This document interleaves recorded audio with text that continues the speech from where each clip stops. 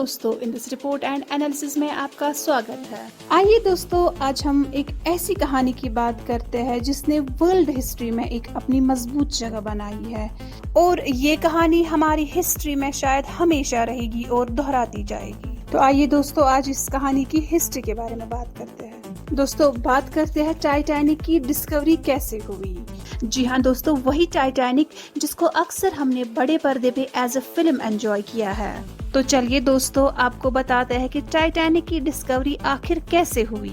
एक US navy mission जो missing submarines ढूंढने के लिए था, उसने टाइटैनिक की डिस्कवरी कैसे की, आइए जानते हैं। अमेरिकन ओशनोग्राफर रॉबर्ट बेलार्ड ने लगभग 39 इयर्स पहले डूबा हुआ आरएमएस टाइटैनिक डिस्कवर किया, जो मैरीटाइम एक्सप्लोरेशन में एक बड़ा अचीवमेंट था। ये डिस्कवरी एक्चुअली एक कॉवर्ट ऑपरेशन का कवर स्टोरी थी जो यूनाइटेड स्टेट्स नेवी के द्वारा किया गया था। टाइटैनिक एक आइसबर्ग से टकराने के बाद ओशन की गहराइयों में चला गया था, जो ग्लोबल कम्युनिटी को कैप्टिवेट और एस्टोनिश कर गया। टाइटैनिक के डूबने के बाद लगभग 70 इयर्स तक मैरीन रिसर्चर्स और डीप सी डाइवर्स को इस गिगैनिक शिपरैक को लोकेट करने में काफी चैलेंजेस फेस करने पड़े।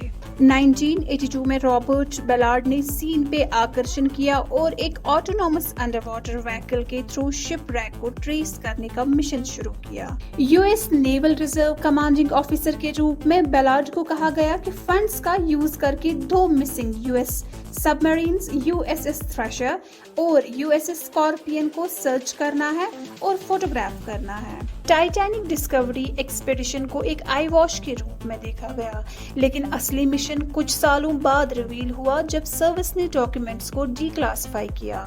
यूएस नेवी को यूएसएस थ्रेशर और यूएसएस स्कॉर्पियन में इंटरेस्ट था। यूएसएस थ्रेशर 1963 में डीप डाइविंग टेस्ट्स के दौरान नॉर्थ अटलांटिक के कैप कॉड के पास डूब गया था। यूएसएस स्कॉर्पियन 1968 में डूबने वाले अमेरिकन न्यूक्लियर सबमरीन्स में से दूसरा भी नॉर्थ अटलांटिक में कहीं डूब गया था।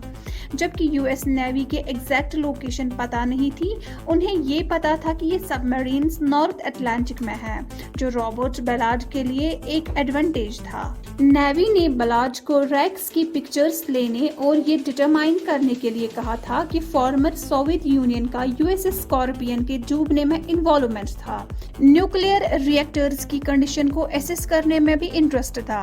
टाइटैनिक की डिस्कवरी यूएस नेवी के लिए एक सिग्निफिकेंट मिशन थी, क्योंकि न्यूक्लियर रिएक्टर्स का लोकेशन कभी डिटरमाइन नहीं हुआ था।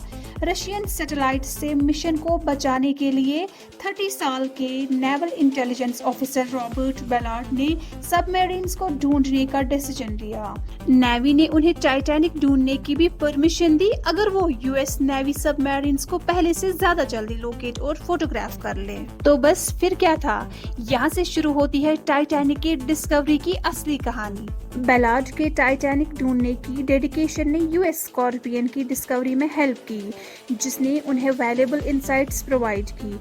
उन्होंने सीखा कि डेंसर और हैवियर ऑब्जेक्ट्स करंट्स में ज्यादा तेजी से डूबते हैं और एक डेब्रिस का ट्रेल छोड़ती है। टाइटैनिक के डेब्रिस फील्ड को आइडेंटिफाई करके उन्होंने सक्सेसफुली शिप को लोकेट किया, वो भी सिर्फ 8 दिन में। बेलार्ड ने टाइटैनिक को एक थ्योरी के साथ डिस्कवर किया कि शिप 2 टुकड़ों में टूटी थी और एक डेब्रिस ट्रेल छोड़ती थी।